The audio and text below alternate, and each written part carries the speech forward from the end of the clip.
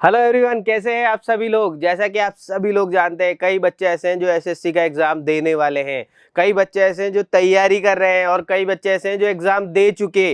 रेजोमैक्स आपके लिए लाया कंप्लीट एनालिसिस उस एसएससी के एग्जाम का जो 17 जुलाई को हुआ था। देखिए, और जिस तरह से हमने एनालिसिस करा है, इसको एक बार एग्जाम देने जाने के पहले पढ़ लिया या फ्यूचर में तैयारी करते हैं उसके पहले देख लिया, तो आपको इस एग्जाम को फोड़ने से कोई नहीं रोक सकता। और हो सकता है कि जब हम एसएससी की बात कर रहे हैं, इस तरह से एनालिसिस को आप देखते हैं, हमारे द्वारा जो वीडियोस दिए गए हैं उसको आप देखेंगे, तो हो सकता है कि जब आप हमारे फ्यूचर में वीडियो देखेंगे तो किसी न किसी सरकारी डिपार्टमेंट में बैठे हुए आप उस वीडियो को देख रहे होंगे।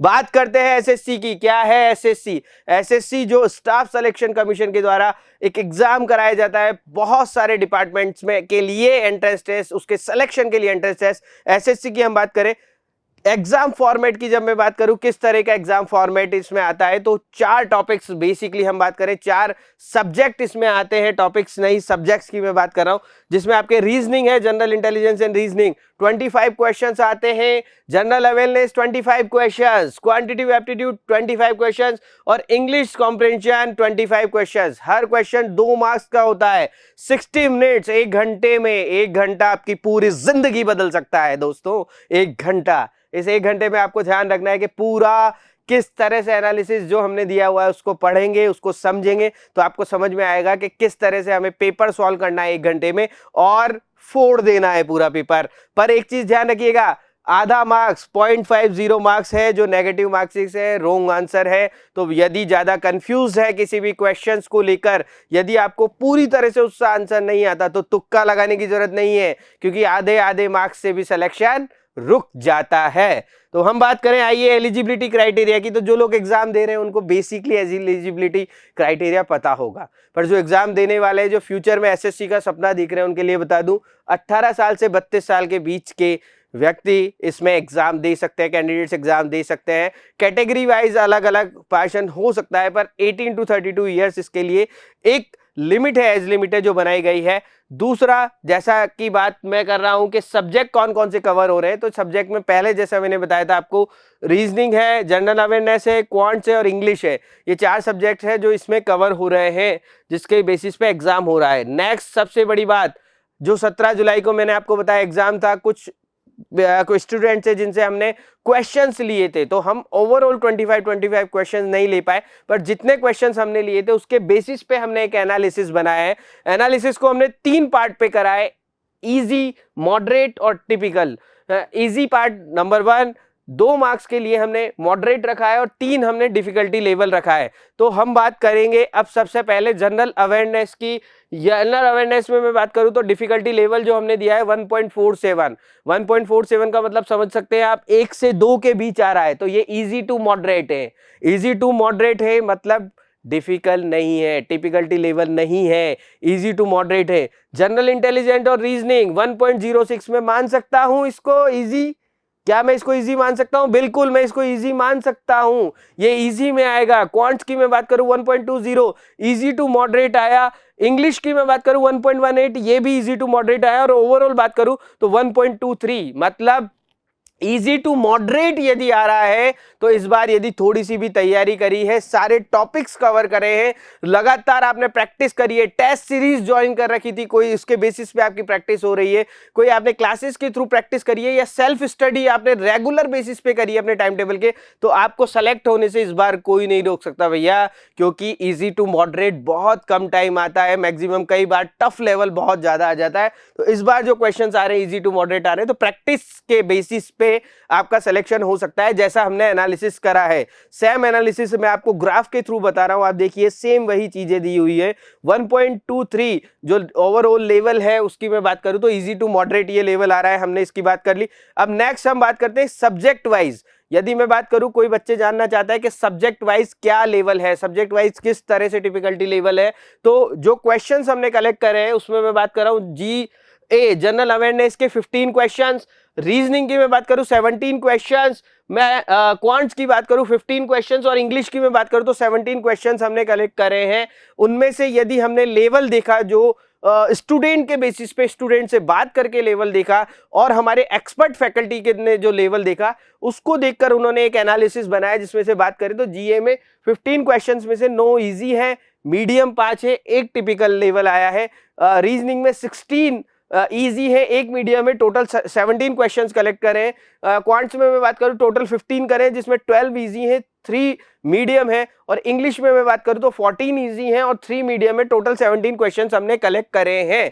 इसका मतलब मैं टोटल बात करूं तो 51 क्वेश्चंस इजी हैं, 12 क्वेश्चन मीडियम है और एक टफ क्वेश्चन आ रहा है। तो देखिए भाई, एक क्वेश्चन टफ है, बाकी इजी टू मॉडरेट है। मैं बार बार वही बात कह रहा हूं कि इजी टू मॉडरेट ज्यादा क्वेश्चंस है, मतलब 51 और 12 यदि मैं बात करूं तो लगभग 63 क्वेश्चंस आपके ऐसे हैं जो इजी टू मॉडरेट है। तो लगातार यदि आपने प्रैक्टिस करी थी ना तो सेलेक्ट होने के चांसेस बन रहे हैं। इसलिए जिन्होंने प्रैक्टिस करी और जिनके चांसेस हैं वो एडवांस लेवल की तैयारी, नेक्स्ट लेवल की तैयारी शुरू कर दो अभी से, क्योंकि टाइम बहुत कम होता है इसमें, आपको पता है। मैं बात करूं मार्क्स वाइज में बात करूं, उसी को मैंने मार्क्स में जब कन्वर्ट करा, मैंने आपको बोला 2 मार्क्स पर क्वेश्चन आ रहा था, उस हिसाब से इजी की मैं बात करूं तो जीए में जनरल अवेयरनेस में 18 मार्क्स 18 मार्क्स है, रीजनिंग में 32 मार्क्स है, क्वांट में 24 मार्क्स है और इंग्लिश में 28 मार्क्स है। टोटल इजी 102 मार्क्स है। मीडियम में बात करूं टोटल 24 मार्क्स हो रहे हैं, टफ में 2 मार्क्स हो रहा है, टोटल ग्रैंड टोटल 128 मार्क्स हो रहा है। इसका मतलब आप इसको भूल जाओ, अभी ये टफ लेवल को यदि भूल जाओ और इसके ओवरऑल मार्क्स की बात करोगे तो 102 और 24 कितना हो रहा है, 126। ये राज है, बाद में बताऊंगा, लास्ट तक वीडियो देखना तो मैं लास्ट में बताऊंगा कि 126 का क्या राज है।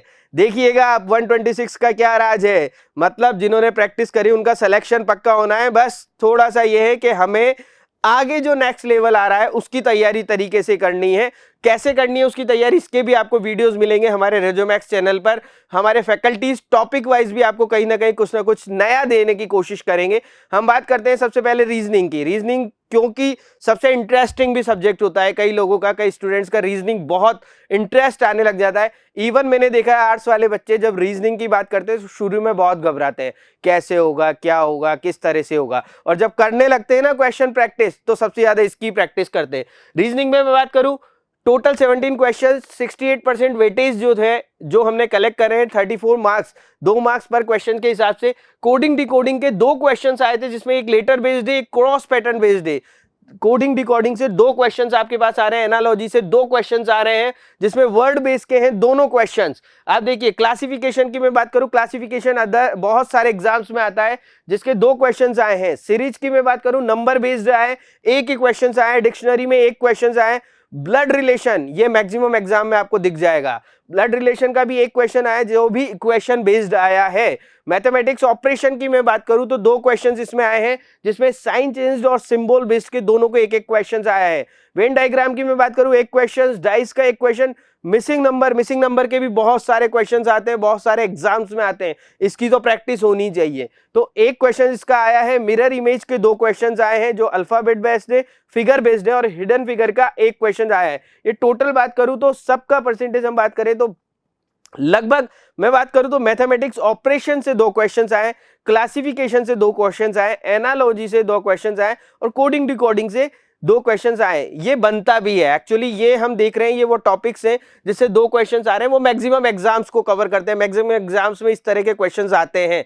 तो इसकी प्रैक्टिस तो हमें होनी ही चाहिए। और हमारे फैकल्टीज भी पहले पुराने वीडियोस यदि आप हमारे देखेंगे, चीजें देखेंगे तो उसमें बता चुके हैं कि कितना टिपिकल लेवल आता है या कितना ईजी लेवल आता है और किस तरह से एग्जाम्स में क्वेश्चन इसके आते हैं। हमारा जो एक बैच चला था आपने देखा होगा, मिशन में भी जो हमारे फैकल्टीज ने आपको पढ़ाया था उसमें बताए थे कि किस तरह के क्वेश्चंस आते हैं। तो उस बैच में यदि आपने अभी तक नहीं देखे तो आप उस टॉपिक्स के वीडियो हमारे मिशन बैच में जाके देख सकते हैं, ताकि आप तैयारी कर सकें यदि आपका एग्जाम आने वाला है या आप एसएससी की तैयारी करने वाले हैं। अब अगली मैं बात कर रहा हूं जनरल अवेयरनेस की। जनरल अवेयरनेस में सबसे पहले बच्चा डरता है जो आर्ट्स का होता है, ह्यूमैनिटी का होता है, साइंस से, जीएस से, जनरल साइंस से। पर मैं बात करूं तो बायोलॉजी की, फिजिक्स की और केमिस्ट्री की, तो टोटल जनरल अवेयरनेस से 2 क्वेश्चंस बायोलॉजी के आए हैं, फिजिक्स की मैं बात करूं एक क्वेश्चन आया है और केमिस्ट्री का एक क्वेश्चन आया है, मतलब जीएस में जनरल साइंस में 4 क्वेश्चन आपके आए, बहुत बड़ा पार्ट रखता है भाई, एक एक क्वेश्चन बहुत इंपॉर्टेंट होता है।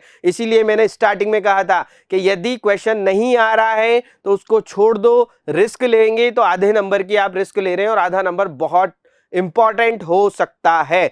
कई बार ऐसा होता है कि जब पता लगता है ना कि कुछ क्वेश्चन मान लीजिए 110 या 125 मार्क्स कट ऑफ गई है और हमारी 124 रह गई, तब पता लगता है 1 मार्क्स का कितना वैल्यू है। तो इस चीज को विशेष ध्यान रखिएगा। तो इसको जनरल साइंस को भी आप छोड़ने की कोशिश ना करें, आप ना सोचें कि मुझे नहीं आता है तो मैं नहीं करूं, प्रैक्टिस तो करनी पड़ेगी। बायोलॉजी के 2 क्वेश्चन, ब्लड प्रेशर का एक है, प्रोटीन का एक है, फिजिक्स का एक क्वेश्चन आया है, स्कीम की मैं बात करूं एक क्वेश्चन, हिस्ट्री के 2 क्वेश्चन आए हैं जिसमें मुगल्स अधिकतर मुगल से रिलेटेड क्वेश्चन आते हैं। हिस्ट्री के पार्ट आपको स्ट्रांग होना ही चाहिए और हिस्ट्री को याद करने का सबसे अच्छा तरीका है स्टोरी की तरह, समझ के स्टोरी की तरह याद करेंगे तो हिस्ट्री ज्यादा जल्दी आपको याद होगी। फेस्टिवल्स को थोड़ा सा इजी बना के एक क्वेश्चन आया है। गेम के 3 क्वेश्चन आए हैं, सबसे ज्यादा क्वेश्चन जो आए हैं वो गेम से रिलेटेड आए हैं। 36 नेशनल गेम एक क्वेश्चन आया है, कुमारी आंचल रिलेटेड गेम का एक क्वेश्चन आया है, पैरालंपिक्स के एक क्वेश्चन आए हैं। तो आप समझ सकते हैं गेम से रिलेटेड, गेम्स में भी नॉलेज होनी चाहिए थोड़ी सी, इसलिए कुछ ना कुछ अपने न्यूज़ेस जो डेली न्यूज़ आती है गेम से रिलेटेड अदर न्यूज़ आती है, तो आप एक चीज़ और ध्यान करें कि यदि किसी भी कंपटीशन की, चाहे आप एसएससी की विशेष तौर पर तैयारी कर रहे हैं और आपको जीके जीएस पढ़ना है जिसमें जीके पढ़ना है, तो रेगुलर आप न्यूज़पेपर्स जो है अच्छे न्यूज़पेपर्स हैं उनकी रीडिंग करते रहें। हमारा एक सेशन आता है डेली न्यूज़ एनालिसिस, आप उसको फॉलो करके देखेंगे तो आपको डेली जनरल अवेयरनेस के करंट क्वेश्चंस मिलेंगे कि आप किस तरह से उन क्वेश्चंस को कर सकते हैं, आपको ये समझ में आएगा। और आप नहीं देख पाते हैं, टाइम नहीं है, तो आप रिकॉर्डेड देख सकते हैं। यदि वो भी नहीं देख पाते तो मैं आपसे कहूंगा डेली न्यूज़पेपर पढ़ने की आदत डालें, या जब आप खाना खा रहे हैं या कुछ बैठे हुए हैं कुछ कर रहे हैं तो कुछ ना करें, हर घर में आजकल टीवी है, टेलीविजन ऑन कर दें और किसी भी तरह कोई भी न्यूज़ चैनल ऐसा चलाएं जिसमें इस तरह की डिटेल्स आ रही हो, इस तरह की जानकारी आ रही हो। तो कहीं ना कहीं यदि हम हमारा खाना खा रहे हैं या हम कोई काम कर रहे हैं, हमारा ध्यान चाहे उसमें हो नहीं हो पर हमारे कान में वो बात जाएगी, और जब कान में हमारे पास कोई वो बात जाती है तो कहीं ना कहीं हमारे दिमाग में बैठ जाती है कई बार, और हो सकता है कि हमें ध्यान नहीं दिया उस क्वेश्चन पे, परंतु वो बात ही रिलेटेड हमारे पास आ गई और उसी को रिलेटेड हमने मगअप कर लिया, हमारे दिमाग में आ गई, वही एग्जाम में आ गया, और जब पता लगा कि यार मैं खाना खा रहा था जब उस न्यूज़ चैनल पे वो चीज़ आई थी और मेरे दिमाग में आ गई और ये इसका यही आंसर है। कई बार ऐसी चीज़ें होती है। अभी जैसे मैं आपको एक लेटेस्ट उदाहरण से एग्जांपल करूं, क्योंकि गेम का नाम आया तो मैं थोड़ी सी आपको बात बता रहा हूं। अभी कई ऐसे खिलाड़ी थे जिन्होंने हड़ताल करी थी, आपको पता है। उस टाइम यदि आप सिर्फ हड़ताल से रिलेटेड चीजें देख रहे थे तो आप देख रहे थे कि कई ऐसी चीजें थी जिसमें गेम से रिलेटेड भी चीजें बताई गई थी, कई ऐसी चीजें थी जो हिस्ट्री गेम से रिलेटेड बताई गई थी। था हड़ताल का टॉपिक, पर न्यूज चैनल्स ने उसको कनेक्ट करके इस तरह से बताया था कि आपको कई चीजें अवेयरनेस हो सकती थी जो आप नहीं चाहते थे, कि कई ऐसी चीजें थी जिसमें आपको समझ में आती कि किस खिलाड़ी ने क्या, कौन सा ओलंपिक कब जीता, किसी ने क्या जीता, तो वो चीजें थी। तो कई बार ऐसी न्यूज भी आती है जो शायद न्यूज आपके काम की नहीं हो, पर उसकी हिस्ट्री, उससे रिलेटेड कई क्वेश्चंस हैं जो फ्यूचर में आपके एग्जाम में आ सकते हैं, और उसकी हिस्ट्री से रिलेटेड क्वेश्चंस है जो न्यूज चैनल आपको डायरेक्ट इनडायरेक्ट वे में बताते हैं। तो न्यूज चैनल कई बार ये ना सोचे कि यार ये मेरे काम की न्यूज नहीं है, वो न्यूज आपके काम की नहीं हो सकती, पर उससे रिलेटेड हिस्ट्री आपके काम की हो सकती है। तो सिर्फ इसकी बात नहीं कर रहा, कई बार ऐसा होता है जो हिस्ट्री की बात करूं, मैं ज्योग्राफी की बात करूं, डिस्कवरी चैनल कई बार हम देखते हैं, कई बच्चों का इंटरेस्ट होता है डिस्कवरी चैनल पे, ज्योग्राफी से रिलेटेड कई चीजें मिल जाती है। जब हम बात करते हैं कई मूवीज की, कई ऐसी मूवीज है जो डिप्लोमेटिक होती है जिसको हमें देखना नहीं करते, पर जब उस मूवी की बात चलती है तो उससे रिलेटेड पूरी हिस्ट्री आपको जब डिबेट्स होती है तो बताई जाती है, कई बार न्यूज चैनल्स के माध्यम से बताई जाती है, कई बार सोशल मीडिया के माध्यम से बताई जाती है। तो वो न्यूज आपके लिए इंपॉर्टेंट नहीं हो सकती, हो सकता है वो डिबेट्स आपके लिए इंपॉर्टेंट नहीं हो, पर उस डिबेट में कही हुई कोई ऐसी बात है जो आपके एग्जाम में आ सकती है, क्योंकि कई हिस्ट्री रिलेटेड क्वेश्चंस आपके आ जाते हैं। तो इन चीजों को आप देखना ना भूलें, इनसे लगातार रहें। हमारे जो यूट्यूब चैनल है उसके माध्यम से जुड़े रहें, उसको आज ही सब्सक्राइब करें, नहीं करा हो तो लाइक करें, ताकि आपको ये पता लगे सके कि फ्यूचर में किस तरह के वीडियोज हम क्रिएट करना चाह रहे हैं, किस तरह से बता रहे हैं। अब नेक्स्ट बात करते हैं क्वांट्स की। क्वांट्स बात करें तो ट्रिग्नोमेट्री से रिलेटेड 15 क्वेश्चन टोटल ओवरऑल हमने लिए थे, जो 60% वेटेज था। ट्रिग्नोमेट्री से 2 क्वेश्चंस आए थे, अलजेब्रा के 2 आए थे, मेंसुरेशन के 3 क्वेश्चंस आए थे। मेंसुरेशन के 3 क्वेश्चंस थे जिसमें 2 सर्किल के थे, 1 कॉन का था। नंबर सिस्टम का 1 क्वेश्चन था। टाइम एंड वर्क के 3 क्वेश्चंस थे जिसमें 2 टोटल वर्क बेस्ड थे, 1 एमडीएस फॉर्मूला बेस्ड था। एचसीएफ एलसीएम का 1 क्वेश्चन था। टाइम स्पीड डिस्टेंस से रिलेटेड 2 क्वेश्चंस थे। टाइम स्पीड डिस्टेंस बहुत इंपॉर्टेंट टॉपिक है, बहुत सारे एग्जाम में आता है। मैं बात करूं मेंसुरेशन की, बहुत सारे एग्जाम में आता है, तो इन चीजों को आप भूले नहीं। ज्योमेट्री की मैं बात करूं 1 क्वेश्चन था आपका आया था। टोटल जो मैं बात करूं 60% वेटेज इसका रहा है क्वांट्स का। और last but not the least, जो सबसे टिपिकल लगता है, शुरू से ही कई बार लगता है ना कि मैथ्स के बाद जो टिपिकल है, जो हिंदी मीडियम के होते हैं बेसिकली बच्चे, उनके लिए इंग्लिश थोड़ा सा टिपिकल टास्क होता है। पर इंग्लिश की प्रैक्टिस यदि आप करते रहेंगे तो इंग्लिश से इजी सब्जेक्ट कोई नहीं होता सकता। इंग्लिश में यदि आप लगातार प्रैक्टिस करते हैं, क्वेश्चंस करते हैं, तो इंग्लिश ही आपका ऐसा सब्जेक्ट भी हो सकता है जो आपके अच्छे मार्क्स ला सकता है। इसमें हम बात करें एरर डिटेक्शन से रिलेटेड 1 क्वेश्चन आया था। फिल इन द ब्लैंक्स के 3 क्वेश्चन आए थे, जो जिसमें 1 वोकैब बेस्ड था और ग्रामर बेस्ड थे 2 क्वेश्चंस। एक्टिव पैसिव वॉइस जो हम बचपन से पढ़ रहे हैं 10th क्लास से भाई, 2 क्वेश्चंस उससे रिलेटेड आए थे। एनाटॉमिक्स से रिलेटेड 2 क्वेश्चंस आए थे। सिनोनिम्स से रिलेटेड 2 क्वेश्चंस आए थे। वन वर्ड की बात करूं तो मैं 1 क्वेश्चन आया था। इडियम्स एंड फ्रेजेस से रिलेटेड 2 क्वेश्चंस आए थे। करेक्ट स्पेल से रिलेटेड में बात करूं तो 1 क्वेश्चन आया था।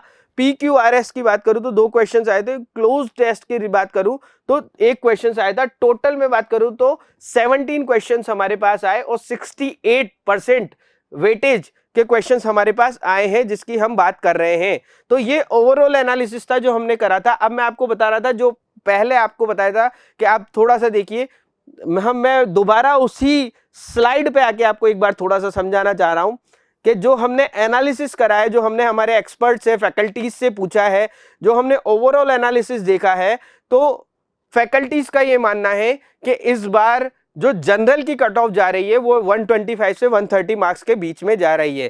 तो 125 से 130 मार्क्स के बीच में यदि कट ऑफ जा रही है, और जो हमने अभी तो हमने, मैं आपको बताऊं, सिर्फ आप देखेंगे तो हमने सिर्फ 64 क्वेश्चंस, मतलब 64 क्वेश्चंस का एनालिसिस करा है। क्वेश्चंस आपके कितने आने थे? 100। 64 क्वेश्चंस में से ही यदि आपके इतने से क्वेश्चंस भी सही हो गए, जिसमें एक टिपिकल लेवल को भी मैंने हटा दिया, तो 126 मार्क्स आपके इजीली आ रहे हैं। आप समझ रहे हैं मेरी बात? 126 मार्क्स आपके इजी और मीडियम लेवल के 68 क्वेश्चंस में ही आ रहे हैं। मतलब आपके पास अभी तो 24 क्वेश्चंस और बचे हैं। तो यदि आप इस एनालिसिस को समझ लेते हैं, इन चीजों को समझ लेते हैं और इन टॉपिक्स को एक बार और कवर कर लेते हैं, तो आपको इस एग्जाम को फोड़ने से कोई नहीं रोक सकता। और जल्दी से एग्जाम दे के आओ, नहीं दे के आए तो जब भी आपका एग्जाम है दे के आइए, और अगले दिन से ही तैयारी शुरू कर दीजिए एडवांस लेवल की, जिसके शायद हमने बहुत सारी चीजें आपके लिए सोच रखी है और आपको पता नहीं होगा कि आपको किस तरह से हम सेलेक्ट करा सकते हैं। इसके लिए हम एक बैच हमने और लॉन्च करा है हमारा, जो आपके लिए सिर्फ टारगेट बैच होगा। वो नेक्स्ट मंडे से हम स्टार्ट करने जा रहे हैं। आप सभी लोग जुड़े रहिएगा। और डिटेल लेनी है तो कमेंट बॉक्स में हमारे नंबर दिए हुए हैं, हमारी वेबसाइट एड्रेस दी हुई है, आप उसको फॉलो करते रहें। हमारा यूट्यूब चैनल लाइक करें, शेयर करें, हमारे चैनल को सब्सक्राइब करें, ताकि आपको और भी इस तरह के वीडियोस मिलते जाएं। और मुझे आशा ही नहीं, पूरी उम्मीद है कि यदि एनालिसिस आपने देख लिया, आपने सिस्टम समझ लिया और इस बार आपने थोड़ी सी भी तैयारी करी है, तो आपको सेलेक्ट होने से कोई नहीं रोक सकता। Thank you so much. All the best for your future. Thank you so much.